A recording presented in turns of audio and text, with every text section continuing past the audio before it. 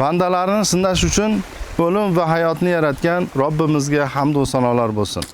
Ikki dunyo saodatiga eltuvchi yo'lni ko'rsatib ketgan shafoatchimiz, Habibimiz Muhammad sallallohu alayhi va sallamga durud va salovat bo'lsin. Assalomu alaykum. Bizlarni vatanda safarda ko'rib turgan saxovatli aka-ukalar, hamda opa-singillar. Azizlar, Jalolobod shahridagi Al-Hadiya fondi jamoasi juda katta xayrli ishga qo'l urishgan. Ya'ni ko'p farzandlik, boquvchisini yo'qotgan oilalarga uy qurib berishlik taraddudida turishibdi. Azizlar, to'liqroq ma'lumot uchun Al-Hadiya fondi jamoasidagi bir hoji akamiz bizni kutib olgan. Inshaalloh bularni gapga solib, inshaalloh to'liqroq ma'lumot olishlikka harakat qilamiz. Assalomu alaykum. Va alaykum assalom va rahmatullohi va barakatuh. Xush kelibsizlar. Qandaysizlar? Salomat, yaxshi keldinglarmi? Yaxshimisizlar, charchamayapsizlarmi? Alhamdulillah, xizmatida. Alhamdulillah, rahmat, alhamdulillah. Xush kelibsizlar. Xo'p, juda katta xayrli ishga qo'l urdi deb eshitdik. Hoji aka, shu qilinayotgan ishlar haqida bizga ham bir ma'lumot bersangiz, mana juda ko'p yaxshi insonlar Xudo xolasa bu ishga o'zini hissasini qo'shadi degan umiddamiz. Qanday quriladi, kimlarga quriladi? Shular haqida bir ma'lumot berib o'tsangiz, hoji aka. Alhamdulillah. Avvalo Allohim ham sanolar bo'lsin, payg'ambarimiz Muhammad Mustafa sallallohu alayhi vasallamning salovat salomlar bo'lsin. Alloh taolo hammalarimizni qalblarimizni biriktirib, shu Allohning yo'lida payg'ambarimiz sallallohu alayhi vasallam aytganday shu yetimlar uchun kim shuni boshini silaydigan, qayg'uradigan bo'lsa, men bilan birga bo'ladi degan shu hadisga amal qilgan holda ko'p el yurtimiz bilan birgalikda qo'lida bor sahiy ukalarimiz, akalarimiz bilan birgalikda shu bir maslahat bilan shu yerdan bir 12 sotik yer olinib, hozir shu boquvchisini yo'qotgan ko'p bolalik oilalarga bir 10 tadan oshiq oilaga sotsiallik, ya'ni uy qurib berish maqsadida shu yo'l qadam tashladik. Sizlarga kelganinglarga ham Xudoga shukr, mana xursand bo'ldik, juda ham xabar olib kelganinglar uchun ko'pchilikning nomidan shu yerga uy qursak, shu uyda o'sha bolalar bir to'g'ri tarbiyalansa, oilalar muhtojlikdan chiqsa degan umid bilan ish boshladik. Xudo xolasa, hozir bu yerda bo'ladigan uyni proyektlari bo'yicha, dokument ishlari bo'yicha ketyapti ish.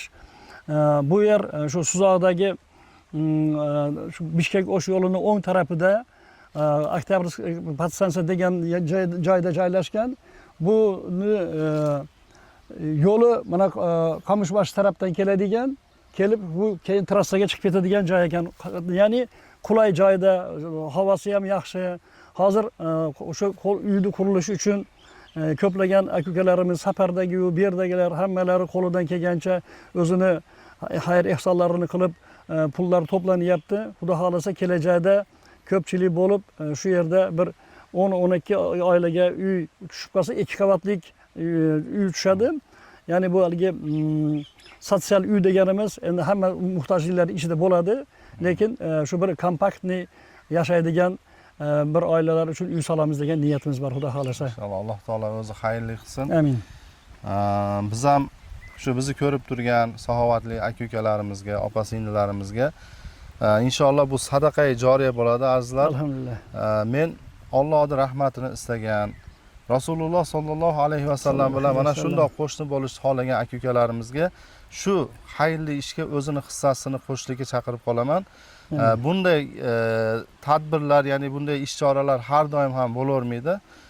Ya'ni bu ishga o'zini hissasini qo'shgani shashilish kerak, azizlar. Xudo xolasa Alloh taolo bularga rizq qilib bergan bo'lsa, inshaalloh vaqti kelib bitib ketadi. Lekin biz shunga hissamizni qo'shib olishimiz kerak. Alloh taolo barchalarimizni qilgan ehsonlarimizni o'z dargohida qabul qilsin. Jannatda Rasululloh sallallohu alayhi va sallam bilan birga bo'lishlikni nasibi ro'zi aylasin. O'rnilarini ziyodasi bilan to'ldirib qo'ysin. Inshaalloh azizlar, biz shu video roligimizga shu Al-Hadiya fondining kartalarini qo'yamiz, telefon raqamlarini qo'yamiz. Bemalol shularga aloqaga chiqib, o'zingizlarning hissalaringizni qo'shishinglar mumkin bo'ladi va hech bo'lmaganda azizlar, ba'zi bir insonlarni to'g'ri ehson qilishga imkoniyati bo'lmaydi, lekin tarqatishlikka hammamizda imkoniyat bor. Shu videoni kengroq tarqataylik, inshaalloh dalolat qilgan, o'sha xayrli ishni qilgan bilan barobardir degan ma'noda hadislar bor. Shuning uchun befarq qaramasdan azizlar qo'limizdan kelgancha yordam qiladigan bo'lsak, inshaalloh jannatni eshigi keng, hammamiz sig'amiz, Xudo xolasa. Hoji aka, Alloh xayrli qilsin. Rahmat, Alloh taolo sizlardan ham Alloh rozi bo'lsin. Shuncha el yurtga xizmat qilyapsizlar. Biz O'sh hadiya fondidan ma'lumotlar olib turamiz. Sizlarga ham Xudoy kuch-quvvat bersin. Qanchalagan oilalarga shunday bir muhtojliklarini yechishda Alloh taolo qodir qilgancha yordam qilyapsizlar. Alloh rozi bo'lsin. Salomat bo'linglar. Xush kelibsizlar. Agarda o'z tilagiman, istagiman, shu uyni qurilishiga yordam beraman deb joyini ko'raman deganlar bo'lsa, biz o'sha videoda adreslarini ham qo'yamiz, Xudo xolasa. Kelib o'zlari kelib, balkim stroy material bilan yordam beramiz deganlar bo'lishi mumkin.